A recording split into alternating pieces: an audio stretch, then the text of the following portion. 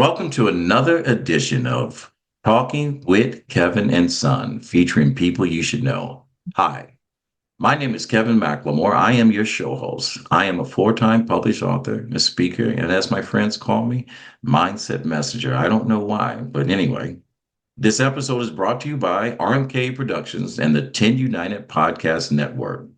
Now, through the power of your story, our mission is to uplift the power of your voice, inspire, share stories, experience, and perspectives using the framework of teaching, learning, and modeling.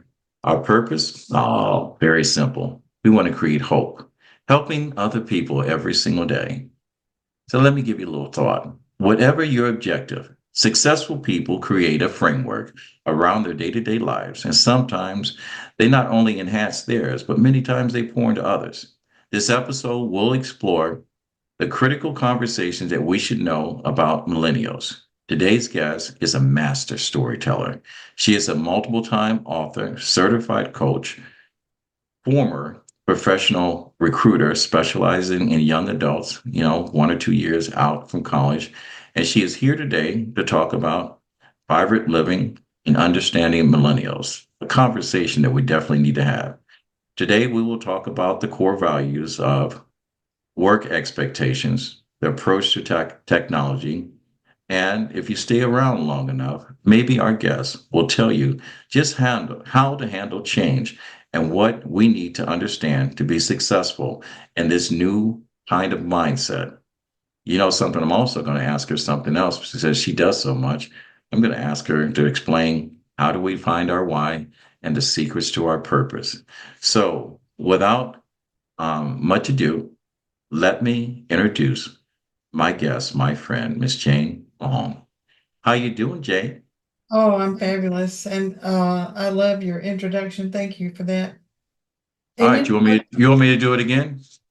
no, but the thing I love is the hope, helping every Other hoping. people every day. I love, love, love that. I hadn't heard that before, so just love that. Is Well, that you know something, for I've you? never explained to people how that came about. Okay.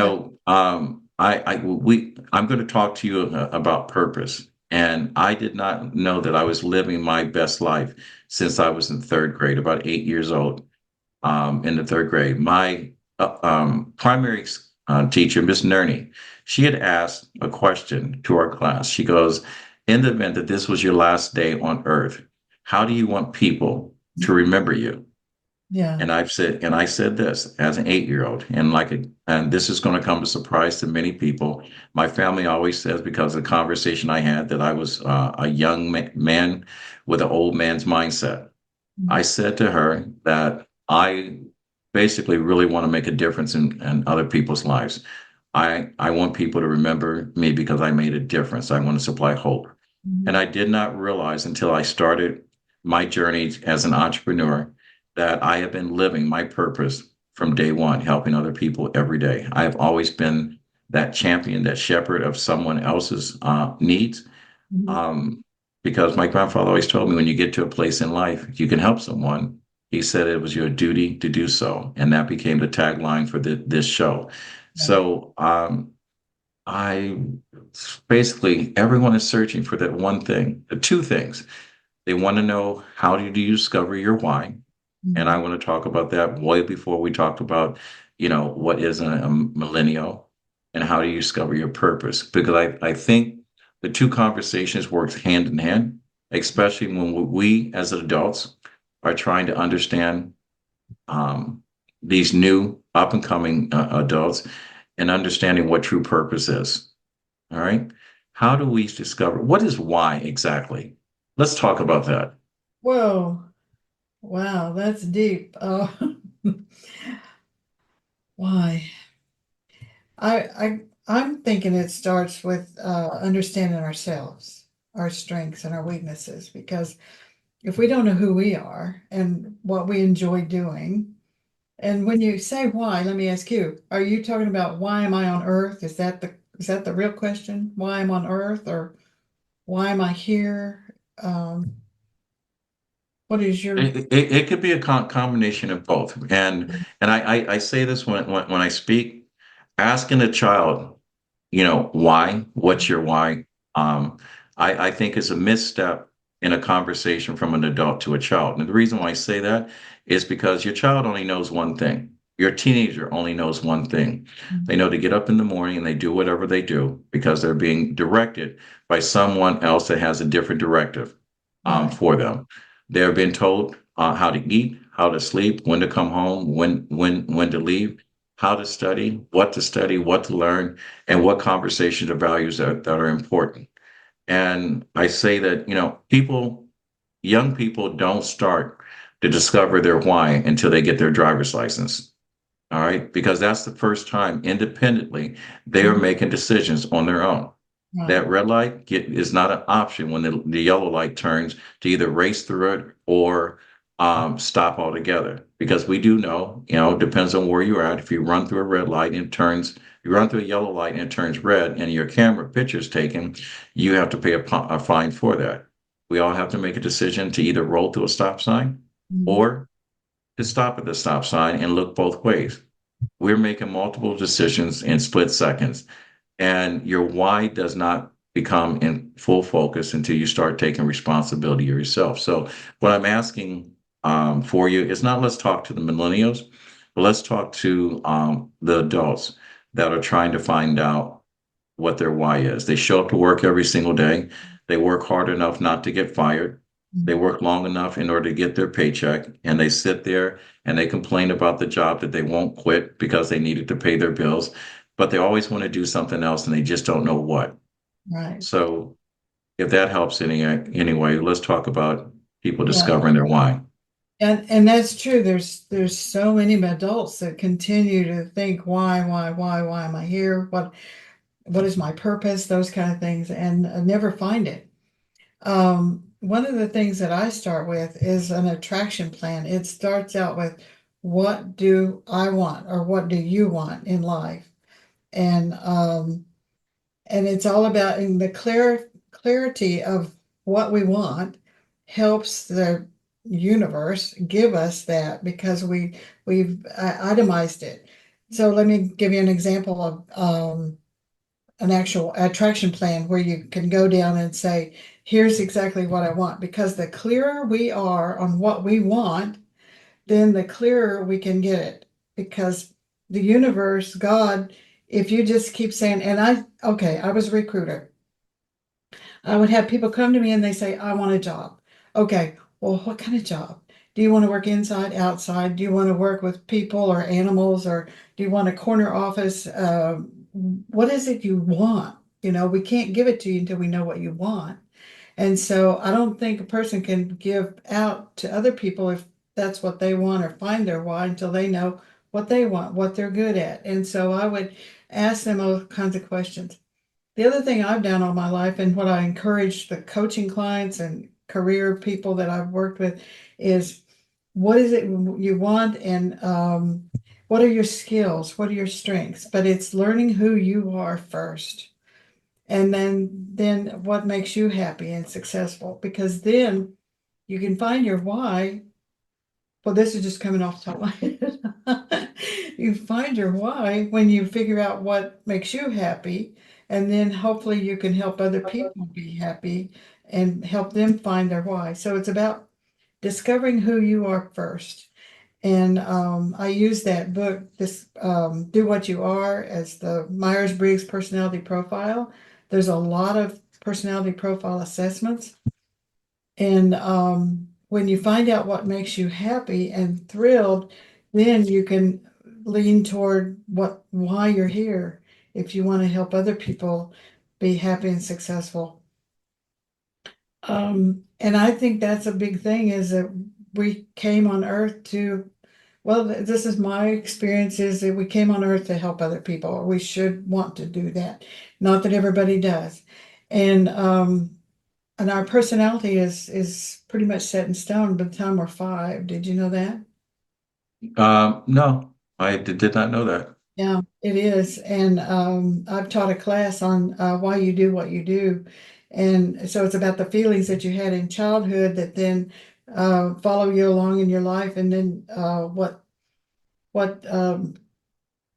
I don't know the language because I haven't looked at the book in quite a while, but it gives us our greatest strength and our greatest weaknesses from that personality profile. About if you felt really loved at home, if you felt unloved or conditional love. Um, like I say, it's a whole class and a whole book. Well, So let me ask you this. You said your personality is actually shaped by the age of 5. yeah. All right. So is that the reason why change is so hard for people to do? Wait, Be- right? Because Because because I'm trying to think of my personality is any different at 5 than it is now. yeah. Well, it's the feeling that you had when you were a child and you were totally loved, unconditionally loved, where you conditionally loved only if you did X, Y, and Z. Were you shunned by whoever brought you up? And like I say, I haven't looked at that book in quite a while. And so can you feel like your childhood shaped you who you are? I mean, my goodness, at 8, you did have an old soul that you knew how you wanted to help other people. Well, I believe it or not, my life changed at 8 years old. Oh, When I came home and discovered my mother had relocated from Dayton, Ohio to California, and she had took a traveling companion with her, and my father was left with responsibility of myself and my brothers and sisters. My life changed when my father systematically figured out a way not to address his responsibilities to his mortgage and moved us into his parents' house, his childhood home, my grandparents. oh, I had made a decision long before I even became an adult or responsible for myself that when I had complete control over my life, that my life was going to be different, and I was going to do better. yeah, And I had a lot of positive influences in my life through playing sports that poured into me and showed me other options. that's great. And you were able to take that and heed that and learn from that. So that's a wonderful thing. And not everybody has that. Um, so anyway, we're shaped in our childhood. And I made a decision at 10 also of some things in my life. But back to the question is how we find our why. Is that Yeah. The question is twofold. How do yeah. we discover our why, and what exactly is why? And I think we're kind of touching on that. I mean, I you're the expert. I'm just a guinea pig here. I'm not sure I'm expert on that one. But we can make a stab at it. Um, there's got to be where you get satisfaction. You've heard that where I would do this work even if I wouldn't get paid because I love it so much. Hmm. That kind of is part of your why because you are so excited that you, whatever it is you're supposed to do. Um, I was listening to Elon Musk and all he says he's got more ideas than he can put together. But so that's his why of creating technology things. So everybody has a why, so to speak, but maybe not everybody knows it. It's all about knowing who you are and understanding your personality itself. And that's why I've taken lots and lots of personality tests. I know my strengths and my weaknesses. And and I know because of my personality profiles that I am a teacher, I am a human recruiter and human resources. All that's part of the listing of my personality and who I am. And so I come from my why is all about helping other people just like yourself through life coaching, through career coaching, through nutrition coaching. And because I want every person to have the best life that they can have. And to create that, they kind of have to know about their own personality, their strengths and their weaknesses. Um, so does that help? I hope it helps someone if they're listening. You are the first person out of almost 300 interviews that has ever used Elon Musk as an example, Well, and I not have just me. No, and the reason why that I say that, and because when I'm talking and I'm talking to more people, there are more people out out there in the world that are born in situations where they have to reach for a different life Mhm. instead of having life available to them in order to discover and do something with their why or find out what their purpose are. Yeah. I've always said, I have not met a self-made millionaire that was born with a silver spoon in their mouth. Yeah. Um, but I've met many self-made millionaires that have made a difference in other people's lives. So when before I get into purpose, you wrote a book that says My Personal Success Fun Book. And I know with going into talking about millennials and understanding them, Mhm. for everyone, both young and old, what is success? And the reason why that I'm asking this is because the show is going to be tagged with the secrets to success, and I'll ask you your secrets Yeah. at the end of this. What exactly is success? Success is how every person defines it. That and the back to the title, I want to explain something. It says my personal success fun book. I Mhm. didn't want to make it a workbook, but it really was a workbook, but I didn't want it to be work. You know what I mean? So it was about creating the life. So it went through all kinds of questions and pages where you could fill out where do I want to travel? Who do I want to meet? Um, gosh, there's so many pages in there, and I haven't looked at that in quite a while either. This That's was, okay. If you gave me a test on half of my books, I probably wouldn't fail it either, even though I speak about understanding the power of your words. And that's my stick. yeah. And that's the reason why my friends call me the mindset messenger, because there's more questions than answers to how we live this life. But we have more answers to questions if we just sit back and listen to the conversation we're having at Yeah. hand. And So, yeah, the what kind of friends do you want? Where do you want to live? What do you want to do in your life? I mean, just question after question after question for a person, especially, and like I say, I wrote that for my 18-year-old who had just gone to the Navy, to start thinking about his own life and creating his own life. Because here's the thing, and you know this one, if we don't decide who we are and what we want, we will follow anybody because they're the ones that are telling us what to do. My own second husband was in a religious cult. And so and that's how people get into gangs, and because there's a leader, somebody's telling them what to do. And I didn't want my son or anybody to follow other people's path when they can create their own and just not go along with it. There is some quote about that. Maybe you remember it, but anyway, it doesn't matter. all right. You Well, know what I'm talking about. you are, I firmly believe you are an extension or example of the company that you keep. Oh, that's right. That's right. And that's, yeah, but I want people to choose. And that's another one of my big themes in life is choice. Whether it's in a career choice, whether it's in where you live choice, whether who you marry choice. Life is about choices, even the diet, if you want to lose weight, what choice do you have? So that's one of my big overriding themes in life is choice. All right, and I agree with you. I probably sent you this quote. I get up every single morning, and as people know that are in my circle, they get a text, and the first thought that I write down, I normally share that with a group of people that I'm close to that don't hunt me down and chase me down and brutalize me for getting a text at 3 or 4 o'clock a.m. In the morning. Uh-huh. I know you've heard me say you may not be able to control all the events of your life, but you can control not being seduced by them. There you go.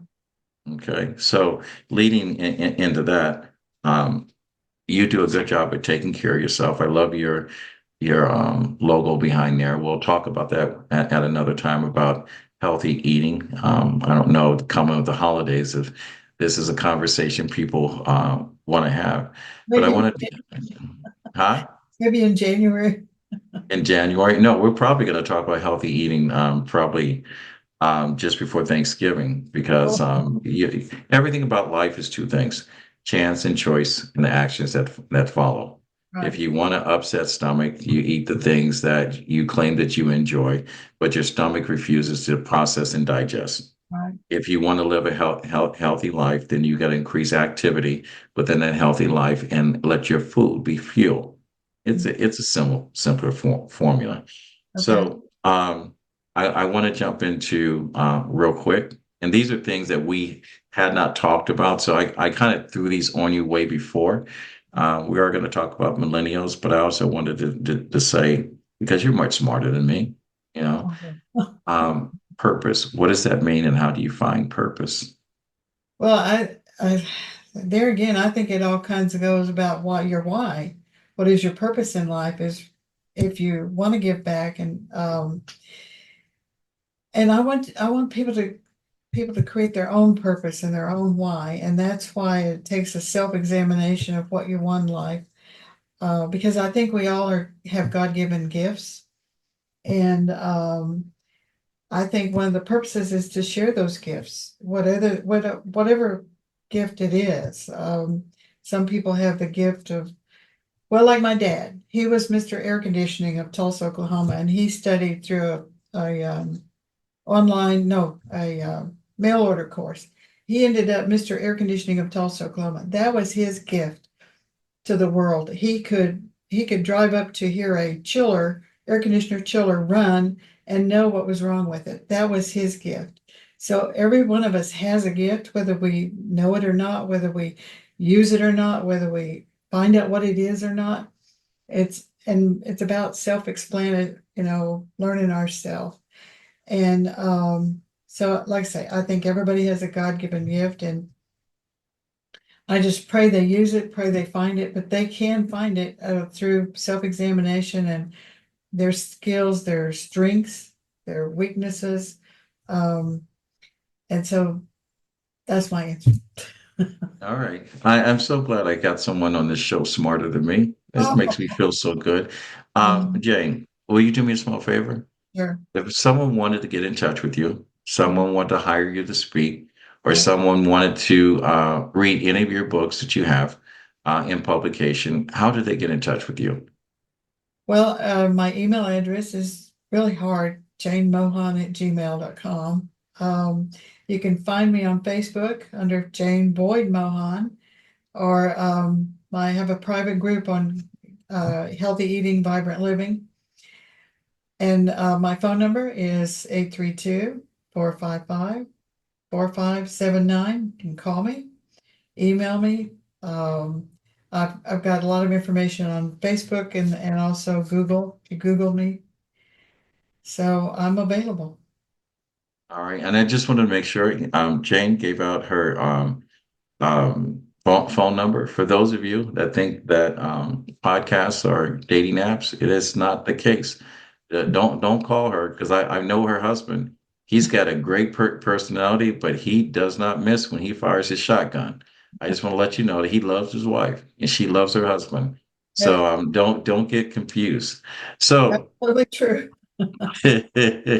so let's talk about the question, because I want to know, and I haven't had this conversation, and I know I speak to a lot of people, and especially I coach and mentor a lot of young athletes going into competitive sports at D1 schools, D2 schools. Mhm. I've spoken to athletes that their dream are to be in professional sports and living that life. I talk about the perils of being in professional sports and in limelight, and I talk about core values of work ethics and so forth. But it seems that our industry, our commercial industry, our work industry, constantly uses the excuse, these millennials. And so I want to understand, because I know my conversation to corporate America is that there's a shift in employment opportunities, the mindset of employers to employees. Mhm. And every relationship is not the way that when I was growing up, you worked for someone, there was an infinite game that was being played. But most corporations, just the way life itself is transactional, and there's a finite game. Explain to us, in your understanding, in your words, what exactly is a millennial? I've done a lot of research on millennials, and they were born from 1981 to 1996. So here's the thing: this is the most nurtured, praised generation. They were wanted. They were overscheduled. They were guided and directed and coached. Parents were concerned about the school shootings and the evils of life. These kids weren't allowed to go to the next door neighbor or anybody they didn't know. They weren't allowed to play outside. It was all about keeping them safe. They were praised. Um, they were overscheduled. The parents had them in so many activities after school to keep them busy. Spent a lot of time at home playing video games and watching TV. They're stressed, they're anxious, they were exhausted, and they were told that they were amazing, they were worshiped. These kids were worshiped. The parents who were kind of passive would let some millennials actually run the household. They would just give up and so these kids were pampered. Even some parents carried their backpack, the kids' backpack to school. When they started interviewing, they some parents went, well, first of all, some parents tried to set up the interview, and then they would go to the interview. These kids were their parents did their laundry. They gave up on school chore or home chores so much. They and on the other hand, they were told that they were the best, they were terrific, they were amazing. It was all about self-esteem back then, and I was actually on a group of the Houston Self-Esteem Council because we wanted these kids to have self-esteem, and boy, did they get it. Even some teacher, get this, Kevin, some teachers stopped grading papers in red ink to keep them from their self-esteem going down. They were awarded, and everybody got a trophy. Remember those days? No, It's I didn't get a trophy. I went to a school where there's 100 some odd kids that tried out, and only the best of the best that qualified for the team made the team, and those that didn't got cut, and they had to come out and try out again. We don't do that anymore. I know, and that was the boomers. And so then we had Gen X, but they were kind of the silent. But then we had Gen Y. So the Gen Y generation, they got a trophy for everything, and even just for showing up, and gold stars. And they were, like I say, they were wanted and they were praised. They were worshipped. And you and I think, were baby boomers. Is that right? You're a baby boomer? Yeah, I was a baby boomer, Yeah. and I had long pants too. Um, yeah, so like I say, they were just worshipped and everything. And so then when they got in the workplace, and this is one of the reasons I started studying them, it's because here I am a recruiter with that age group, 1 to 2 years out of college. And I knew that, and I heard about that supervisors, managers, companies, they didn't know what to do with these kids because they were so different from us as baby boomers. And most of the hiring managers were baby boomers. And so because they were so worshipped that when they got to work, they felt entitled and they wanted constant feedback. If they weren't happy with your company, even if I had recruited them and they got hired, if they weren't happy within the first 2 days of work, they would be on their cell phone looking for another job. So they would move hop jobs easily, quickly. It didn't matter. They um, and these kids were influenced by so many different things in their lives. The school shootings and social media and the divorce and the peers and um, parents hovering over them. Have you heard of the um, parachute parents? Yeah, I've heard. I know some of them. Yeah. And then they were influenced by the violent video games and the 9/11 event. There were family issues, divorce. They were just, it was such a total generation. And there was another book written about every 20 years the generations change. And this in this book they predicted that these millennials being so connected with their cell phones and things that it could get violent. Well, we have seen that with young people because they can connect with each other quickly and easily with all the information that they have access to. Remember, you and I went to the library and the card file and had to look up a book, and they have it instantly on their phones and things like that. So, but on the other hand, they were at the workplace, they were ambitious. They wanted work-life balance. They were optimistic. They confident. They were good at social media, and they wouldn't work for a company that didn't allow social media back then. Um, and they wanted meaningful relationships, social interaction. They wanted to feel part of the team, and they wanted constant feedback because they had been getting it constant feedback at home. Um, and the managers were they wanted the managers to value their participation, their ideas, and not shut them down. Because if they got shut down, and remember that phrase about, well, this is the way we've always done it. Boy, that's a fast way to turn off a millennial. Well, that's the reason why I talk about the finite game and the infinite game is because the finite game is just like anything else, like football. There is same number of players on both sides, same level of rules. There's going to be a winner, there's going to be a time frame, and there's going to be a loser. Mhm. So when employers go into this type of mindset where there's no flexibility, there's no human interaction or comparing compassion about work-life balance, is that the end of the day, from what I understand, um, we have lost the fact that there's going to be an employee that's going to work for a company with a finite mindset that's going to be there for 2 or 3 years, or maybe even a year, without taking advantage of whatever benefits they have, whatever pay they have, and not be on some work email looking for a new job that's going to pay them a little bit more.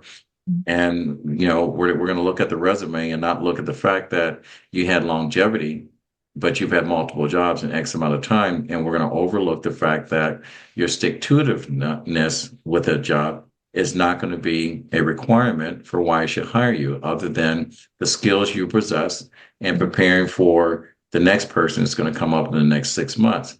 So, what do millennials value?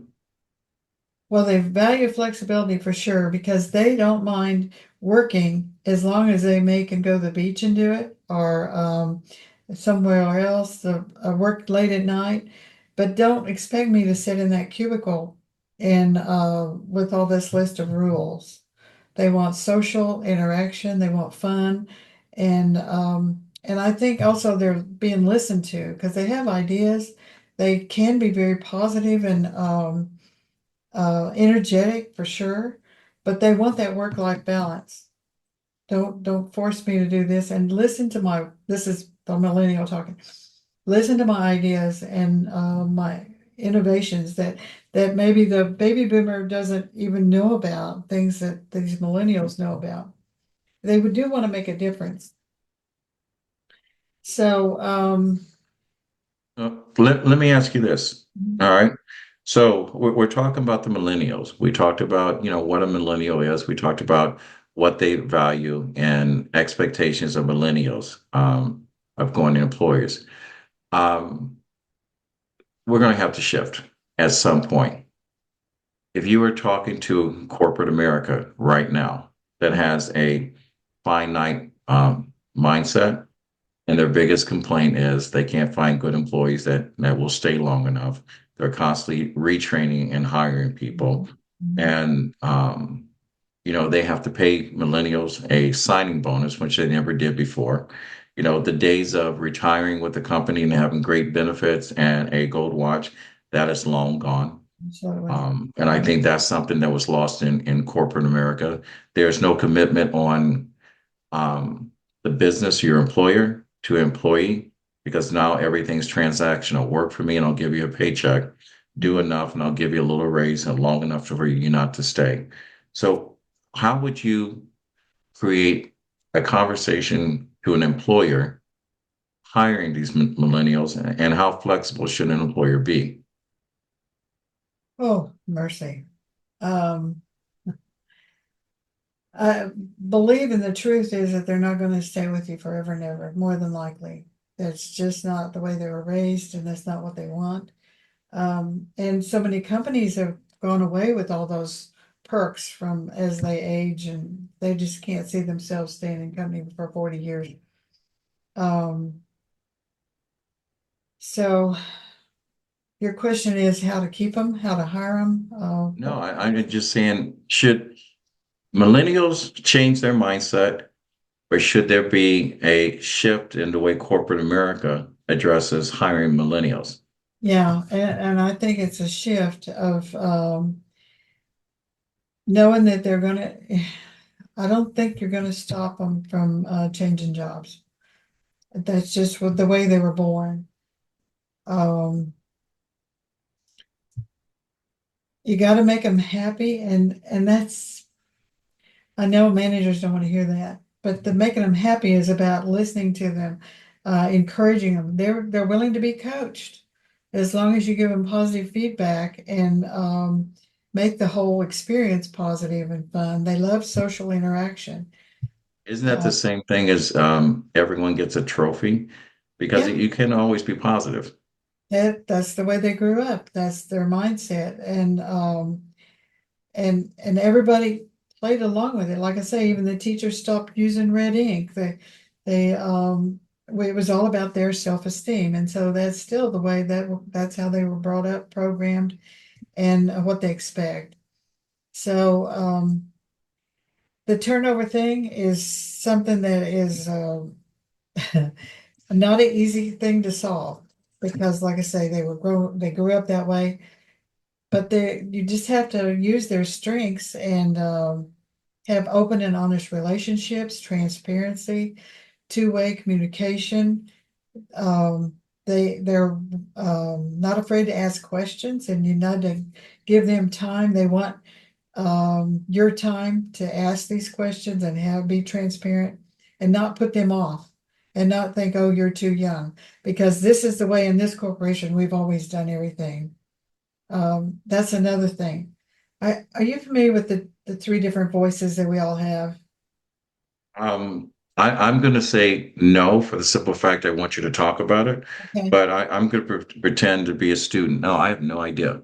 Okay. So there's three different voices that we can talk in. One of them is our adult voice. You and I are talking adult to adult. One of them is the parent voice, where you go into your parent voice. You need to clean up your room and you need to do this and do your laundry and you've got to get your homework done. And you know that stern parent voice that comes out. Mhm. And then there's the child voice where you talk like a child. And so when an adult goes into their parent voice, their stern parent voice, what that does to the listener who's being talked to picks up their child voice. Maybe they don't know it, but they get that feeling of a child. And this happened to me in a big corporation I worked with. One of my supervisors one day, something had happened. He went into his parent voice, and I responded in my child voice. And I knew the difference, but I got hooked. And so even when my kids were growing up, I talked to them when they're uh, early teenagers. I started talking to them on adult to adult level and not in my stern parent voice. And I think some managers might do that. They might go into their stern parent voice as opposed to adult conversation. So that's one of the things that happens in the workplace because it happened to me and I knew the difference. But I still got caught. And when I got back to my little cubicle, I thought, oh gosh, that's not what I wanted to say. Um, so to keep them, to work with them, it's a instant gratification, instant answers, They view time as a valuable resource. And they're hungry to learn. But the teaching and coaching must be respectful and targeted. So they respect you when you respect them. All And right. keep them.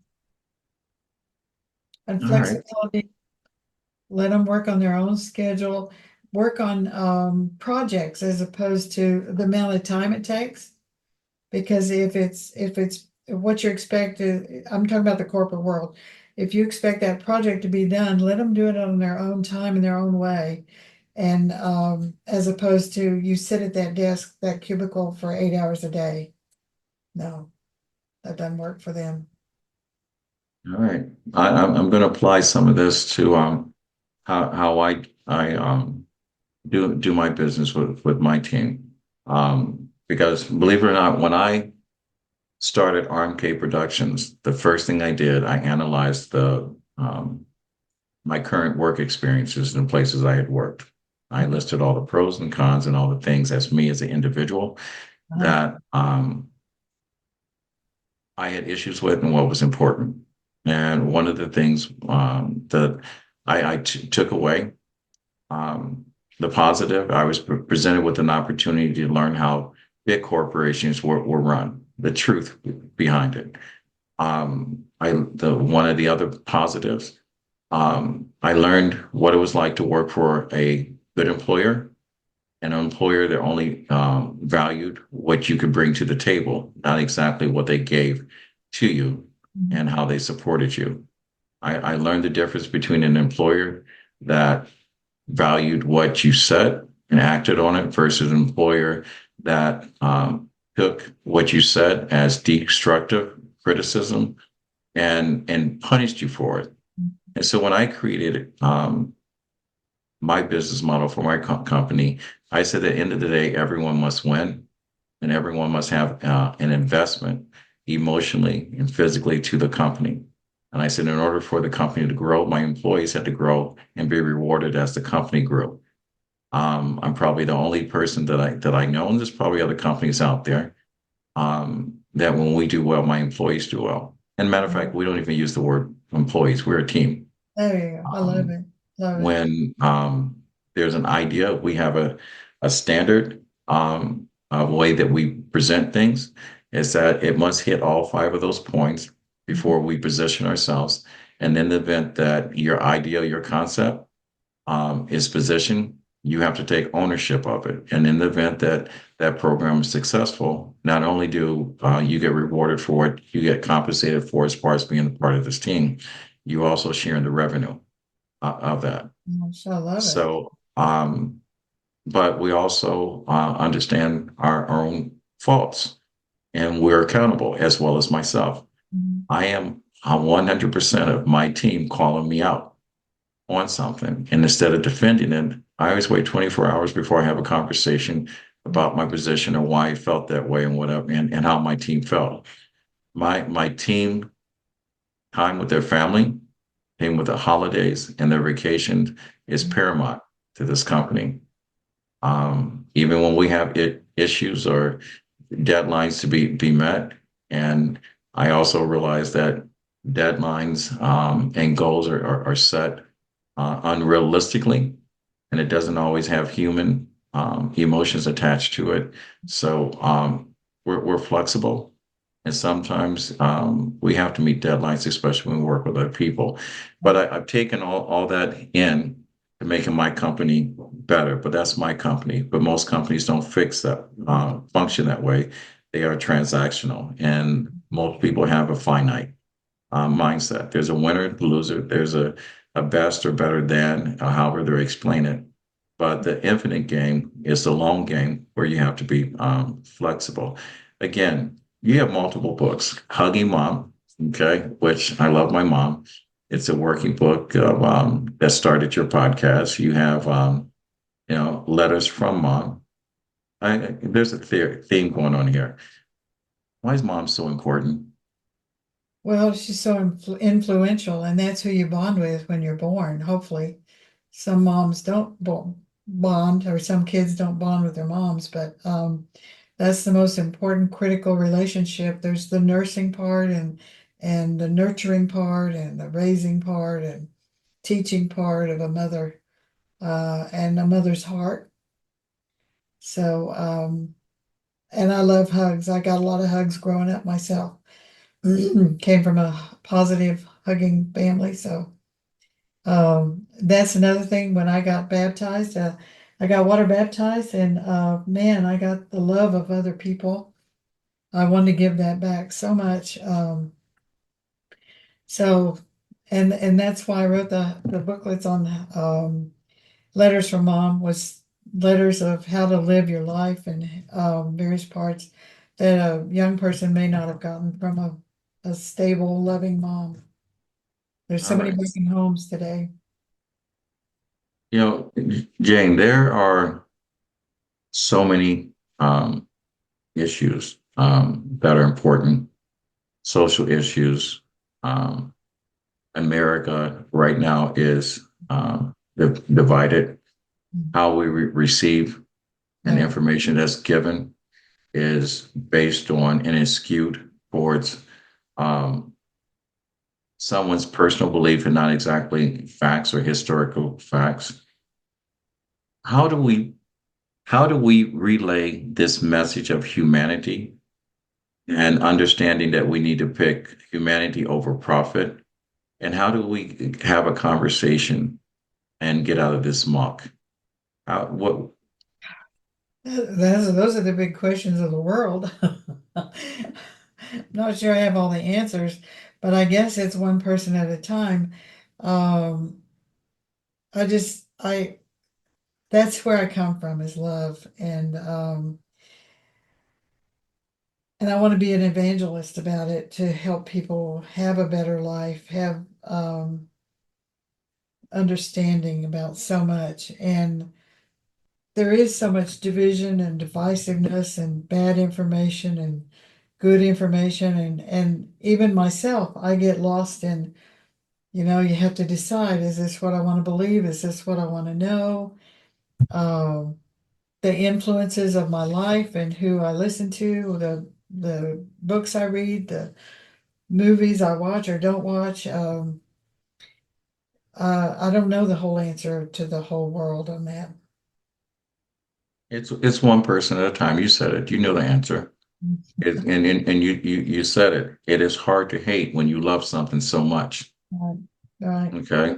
Coretta Scott King had told Byron Allen, and I've repeated this multiple times when he started his media company. He goes, "What is my responsibility?" I started his media company. She said, "Just tell them the truth. Let Mhm. them decide." Yeah. And I think we have gotten to the point that a compliment in the morning could cost you your job or your freedom. A hug can be interpreted inappropriate, even though intentions are well. You may look at someone one way and it could be interpreted and it can cost you everything that you value in life. We've gotten to the point that we are so sensitive. We've labeled so many things and we've divided so many people that Yeah. it's hard to make a simple apple pie ever whole. Mhm. Mhm. Yeah. You know, I think if I'm thinking, and I've asked, someone's asked me this, and I'll ask you this: if you had a chance to do one thing over to make a wrong a right, what would you do over in your life? Holy cow.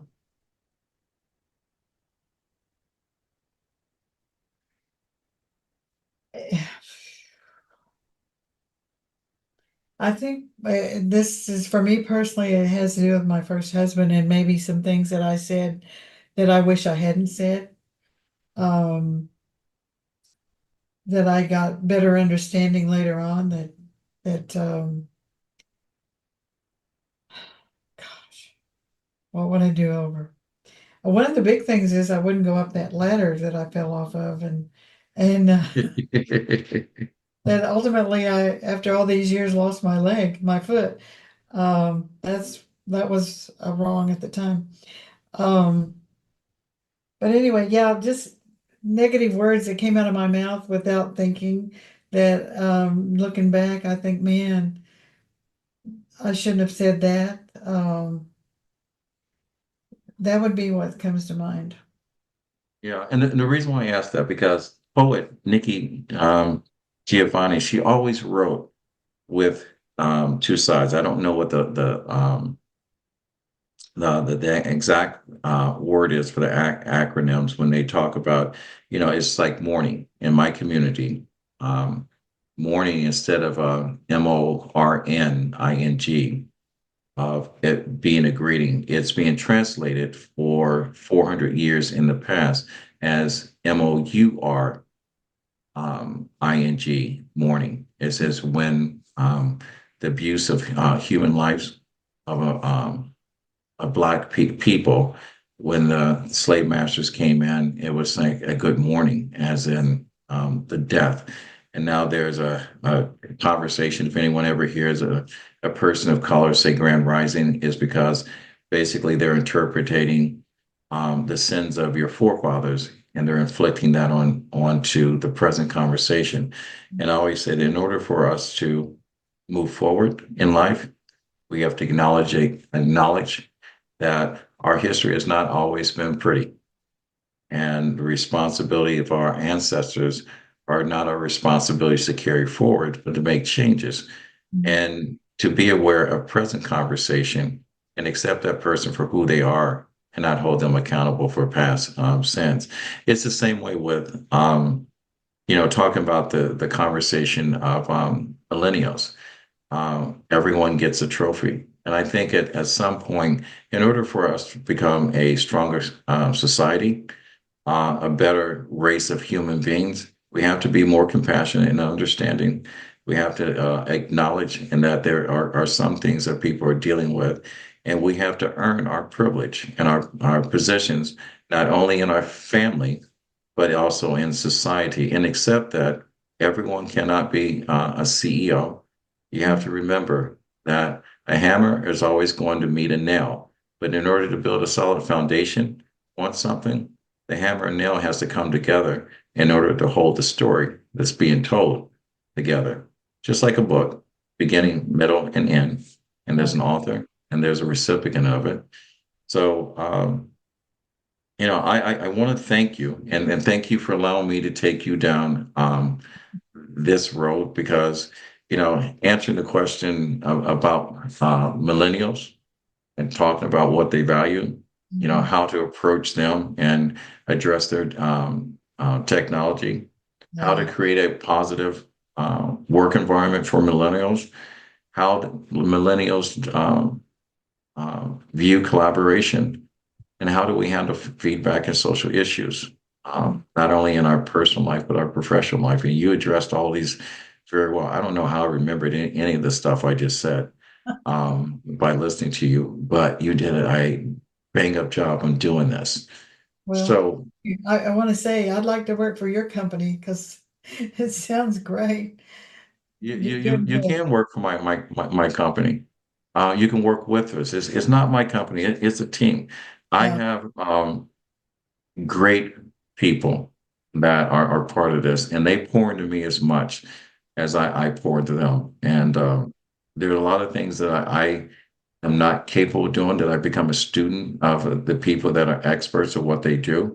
I mean, if you look at everything that I do with the books, with the public speaking, with the fact that, I created my own publishing label so authors can go ahead and have the right to at least have their story told.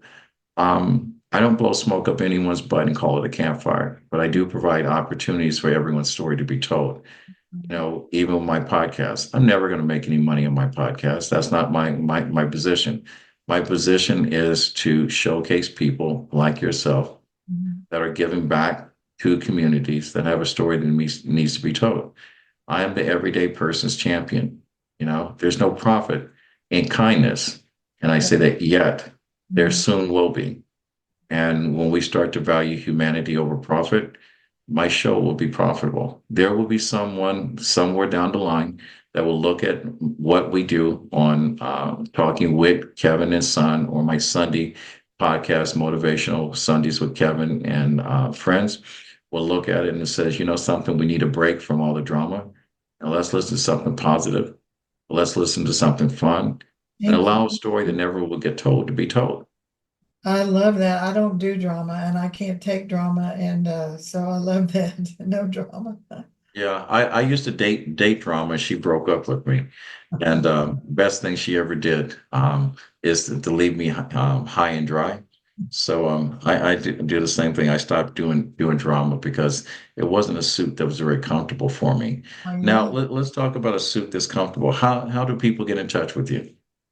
Well, it's my email, Jane Mohan at gmail.com. And that's MOU. My last name's not on the screen, but it's MOUGHON, Jane Mohan at Gmail. And I've got two or three email addresses, but that's the easiest one to remember. And then connect with me on Facebook messaging. And then my cell phone number, 832-455-4579. And you're right, it's not to spam me. And but I'd love to talk. I'd love to help. I do all kinds of coaching. My goal in life is to help you be the best of your life and what you want in your own life, and not live in the past anymore. There's some people that live in the past, and I'm all about the future. Let's create your future together. What are your keys to living a successful life? Because you mentioned a couple of things that you don't do drama, and I think that's a key. But I want our listeners, especially young women, to have something to take away from this, and also want our millennials, however you identify yourself. I'm talking about the human race. Thank Is you. I want something positive to take away from this. What are your secrets? Well, the big first secret is God is number one, and my husband and family are number two. And as young women, if you start raising a family, is to learn all you can about the nurturing and health and happiness of your children that you raise, and I have a lot of information about that and how to raise a child. Um, Positive thinking, positive speaking, the power of our words is so critical. My goodness. Um, and understanding yourself is another big tenet of success. Acquiring skills and your strengths and your weaknesses, and play on those, and what you want in life, what you want, because God or the universe or whatever you want to call it can't give you what you want if you're not clear. If you just say, I want a successful life, well, what does that mean to you? So serving others is another one. Good health, a learning to express your feelings um, without blaming, because that's what not, some people, they start blaming people about you did this, you did that, but it's I have feelings. This is what happened, and that's how I feel about that. So that's a few of the things that I encourage people to live their life and be successful. All right. I'm going to ask one more question, and before we wrap up the show, Uh, um, I have, you know, we said I said this earlier on in there. You surround yourself with like-minded people, and when I was starting this show, someone asked me who my audience was, and I basically said people you should know. And they said, "You're talking about everyone?" And they said, "Well, if you have everyone, you don't know who your customer is." And I said, I have been able to develop my business and my experience one person at a time. I surround myself with like-minded people. I said, my people are not people that drive by an accident, they stop to help. And that's how I built my business. We have over 10,000 people that listen and almost 7,000 people that actively subscribe. And I only say that if you're going to subscribe to RMK Productions and Network and this show, be one of those people that are high call to action. Just because you like, comment, or want to follow, I only want to list people and connect with people that are like-minded, people that give back, people that want to help people. And did not know when I first put this out there that I would have 6 people on my show in 3 years and counting that answered this question I'm about to ask you, and Okay. six total strangers had granted them their ask, ASK. It's Mhm. not like Aladdin's wish, but they have come in and they have helped these people. So if you had one ask, and I will say make that ask big. Now, don't do what one of my guests said that, I just want to see besides Oprah Winfrey. And I had to break it down for her. I said, so if Oprah Winfrey is coming into Philadelphia, if I put you a chair right beside it, I've granted you your wish. All right. So you know the story of Aladdin lamp. So I always got to peel back the layers to make sure that when you ask, you put some oomph. Be what's the word? Be intentional with your ask. Don't abbreviate it and whatever. Say what you want, right? And I know you're a woman of words, strong words. So if I were to ask you, if you had one ask, what would that be, Miss JM?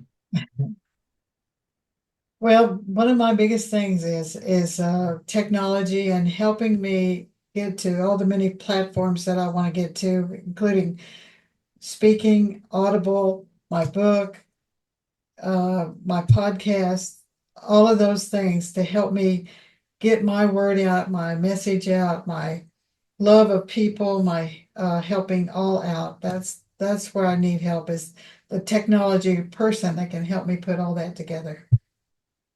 Right. Well, I don't think your ask is too big because I know a team that does the technology portion of it. We'll talk about that after air. I think we've already talked about it. But I do want to thank you for being a guest on this show. I hope that the conversation that we've had has touched someone in a certain way or made a difference, at least in their thinking, if we have reached their heart. So I want to say this to our listeners. To grow, you must understand you have to make some mistakes. Mhm. To have confidence, you must address your own personal anxieties. To forgive yourself, you must hold yourself accountable. Yeah. I think you said that earlier. To learn, you must unlearn some stuff. Mhm. All right. Your biases are taught by you. In order to support those biases, you must either agree with them or you must agree to change them. To exist, you must show up more today as you did yesterday. And to understand, as Jane so politely put it, you have to understand the power of your words. Your words are either building something or destroying something. It's like the hammer and nail. If you build a weak foundation, you have nothing to stand on. But if you realize that every brick wants to become a building, you become the world-class mason. These all messages that my friends call me the mindset messenger. So with that said, we've covered a lot of information, and we hope at some point this episode has helped you, has enlightened you, has touched you in a way, has reached your soul to where you want to make a change from the view of the window you're looking out of right now.